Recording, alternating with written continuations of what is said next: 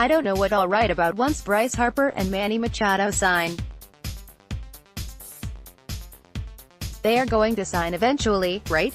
Bob Nightengale reports that the Giants are serious about signing free agent outfielder Bryce Harper and plan to offer him a lucrative short-term deal. Nightengale also reports that many inside the game think the Giants are now the favorite to sign Harper.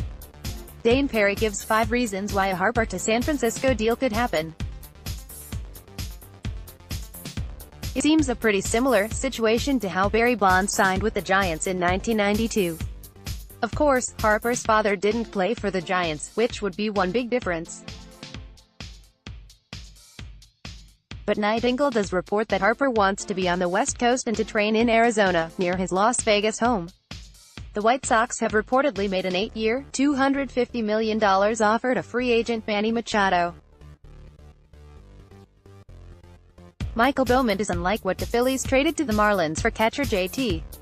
Realmuto and argues that if the team doesn't sign Harper or Machado, the winter will be a failure. Athletics general manager David Forst admitted that he still doesn't know if first-round pick, Heisman Trophy winner Kyler Murray will report to spring training this week. Or ever. Jeff Passan has the background on Murray and how his father and the Brewers got into a legal battle when he decided to quit baseball to play football at Texas A. Passan points out that Murray is not going to let anyone else make this decision for him. Passan also reports that Murray truly loves both sports and has some stuff on MLB's pitch to him to stay in baseball. Dayn Perry has 7 reasons the hot stove has been so cold.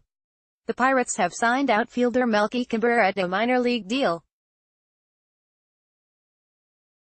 What did ya mean, cold stove? The Royals have signed pitcher Homer Bailey to a minor league deal.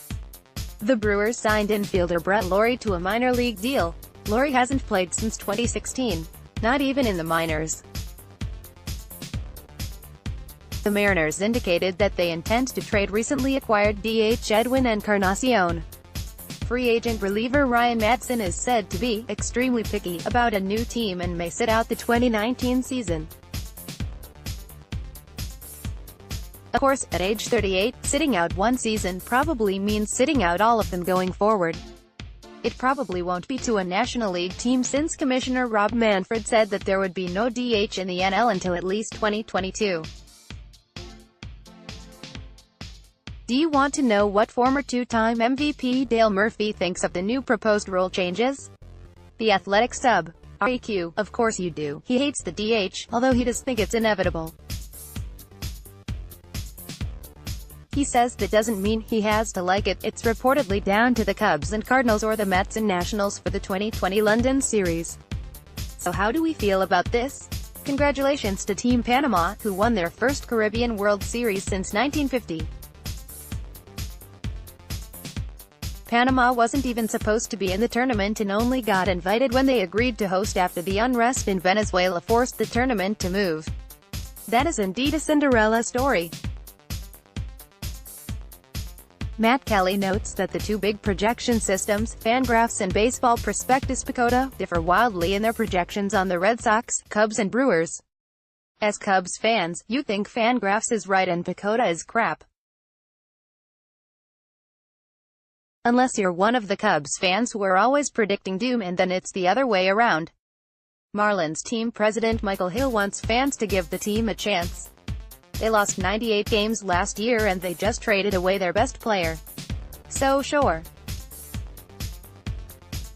Rays outfielder Tommy Pham did not back down from his criticism of the Rays fan base, saying that a team as good as the Rays deserves more fans in the stands.